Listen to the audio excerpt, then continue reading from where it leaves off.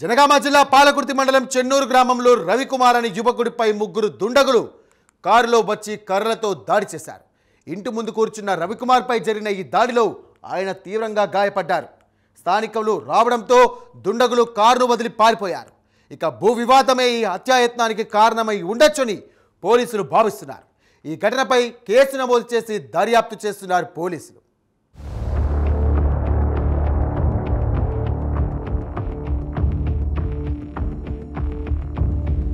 జనగామ జిల్లా పాలకుర్తి మండల చెన్నూరు గ్రామంలో ఓ ఆకస్మిక దాడి ఘటన కలకలం రేపుతోంది. రెడ్డిమల్ల రవికుమార్ అనే వ్యక్తి ఇంట్లోకి గుర్తు తెలియని వ్యక్తులు ప్రవేశించి కుటుంబంపై నిర్దాక్షిణ్యంగా దాడికి దిగారు. అర్ధరాత్రి వేళ వీరంగం సృష్టించారు. అడ్డువచ్చిన రవికుమార్పై హత్యాయత్నం చేశారు. బాధితుడు గట్టిగా కేకలు వేయడంతో ఇంటి చుట్టుపక్కల వాళ్ళు స్థానికులు గుమ్మికొడడంతో దుండగులు కారు బదిలి పరారయ్యారు. ఘటన జరిగిన వెంటనే స్పందించిన స్థానికులు పోలీసులకు సమాచారం అందించారు.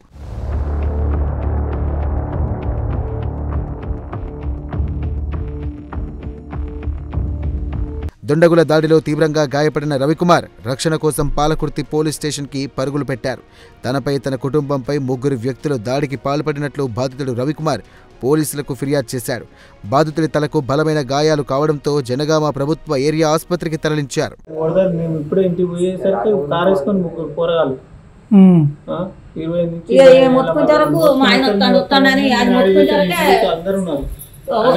మధ్య పోయేసరికి నేను వాళ్ళ ఆస్తే నా తలకి వాళ్ళు పెట్టి నేను నమ్ముతాం అది చేస్తాం.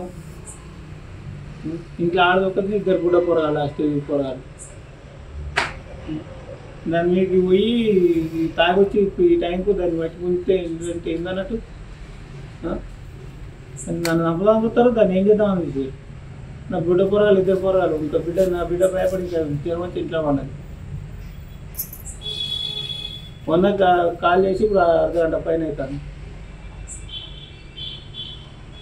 వస్తాను అంటాను సార్, వస్తాను చచ్చిపోయినా కూడా రాడా? ముగ్గురు పట్టుకోవాలి, పట్టుకునే దాకా నేను పోలీస్ స్టేషన్లో కూర్చుంటా. నా ఇద్దరు పోరగాలను వేసుకొని వాళ్ళు రావాలి. ఇప్పుడు నా ముందుకు గేట్ కానీ సరిగ్గా కదలేదు. ఇప్పుడు వాళ్ళు వచ్చేదాకా వాళ్ళ మీద కేసులు అయ్యేదాకా ఇన్నే ఉంటా నేను. దేనికైనా పూరొస్తే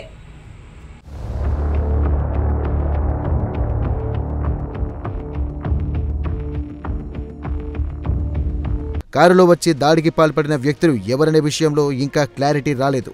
రవికుమార్ కుటుంబంపై ఎందుకు దాడి చేశారన్న విషయం కూడా స్పష్టంగా తెలియాల్సి ఉంది. భూ వివాదమే ఈ హత్యాయత్నానికి కారణమై ఉండొచ్చని పోలీసులు భావిస్తున్నారు. ఇక ఈ ఘటనపై కేసు నమోదు చేసి దర్యాప్తు చేస్తున్నారు పోలీసులు. బాధితుడు రవికుమార్ పాలకుర్తిలోని ఓ ప్రైవేట్ స్కూల్ బస్సు డ్రైవర్గా పనిచేస్తున్నాడు.